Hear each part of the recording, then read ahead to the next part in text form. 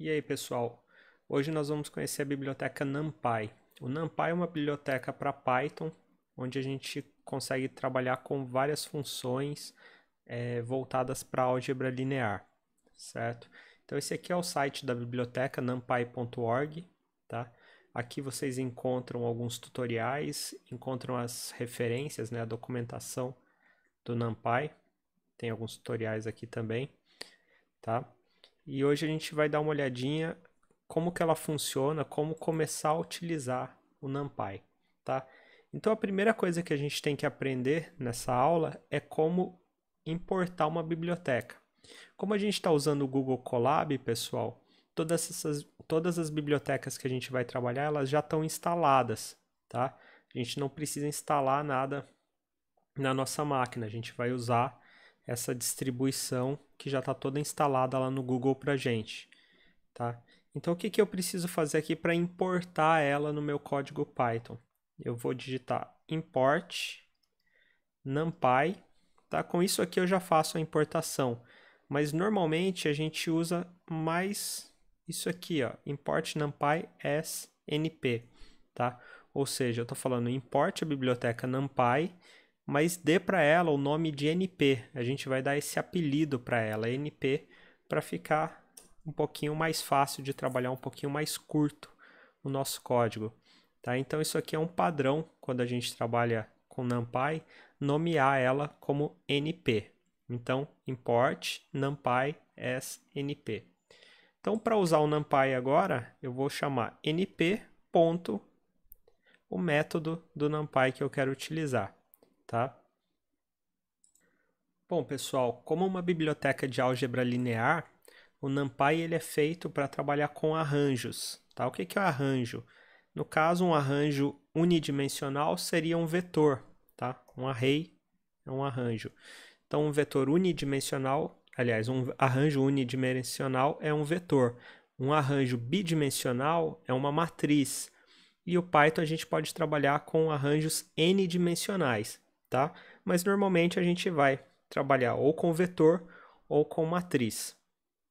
Então, esse aqui é o principal método, né? Aliás, é o método inicial aí que a gente vai ver para a criação de arranjos. Então eu vou passar para ele uma lista do Python. Vou passar aqui 0, 1, 2, 3, 4, 5. O que que isso aqui faz? Ele está pegando essa lista e transformando num arranjo, no caso um vetor unidimensional, tá? Para ficar um pouquinho mais fácil aí da gente enxergar o que está acontecendo, vamos quebrar isso aqui em partes. Vamos fazer assim, lista igual a essa lista. Então eu tenho a minha lista e aí o meu vetor é igual a np.arraylista. Então eu estou transformando a minha lista em vetor. Vocês podem ver aqui que a saída de ambos é diferente. Uma lista ela simplesmente é mostrada como 0, 1, 2, 3, 4, 5 e o vetor ele é mostrado aqui como array 0, 1, 2, 3, 4, 5, certo? Bom, e por que que eu vou usar um array e não simplesmente uma lista? Se eu posso usar as listas do Python, por que que eu não uso elas ao invés de eu usar um vetor do NumPy? Porque o NumPy ele vai trazer para a gente um monte de funcionalidades, tá? Vocês vão ver aqui que o vetor ele tem diversos métodos aí para fazer cálculos em cima desses arranjos. Então eu posso ir atrás aqui do maior valor, do menor valor, da média. Então eu tenho diversas funções, tá? Esses aqui são os métodos do tipo array, mas a gente vai ver que dentro ali do objeto NumPy, do NP, a gente tem diversos outros métodos para trabalhar com esses vetores. E fora isso, a gente ainda pode realizar operações, soma, subtração, multiplicação, tudo em cima desses vetores.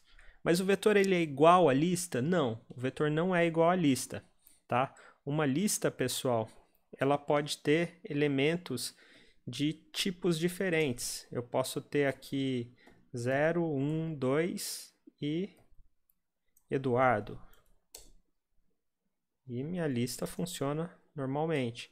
Se eu tentar transformar isso aqui, né? No caso eu tenho um inteiro, outro inteiro e uma string. Se eu tentar transformar isso aqui em um vetor do NumPy, vocês vão ver que ele vai transformar tudo em elementos de um determinado tipo. Ó. No caso, ele transformou tudo em strings. 0 virou uma string, está aqui entre aspas. 1 virou uma string, entre aspas. 2 também. E Eduardo é uma string.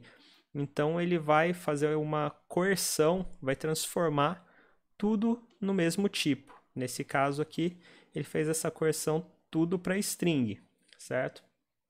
Então, essa é uma diferença. Outra diferença são os métodos que eu tenho para trabalhar em cima desses vetores, em cima desses arranjos. Beleza? Então, na próxima aula, a gente começa a trabalhar, ver como criar esses arranjos dentro do NumPy.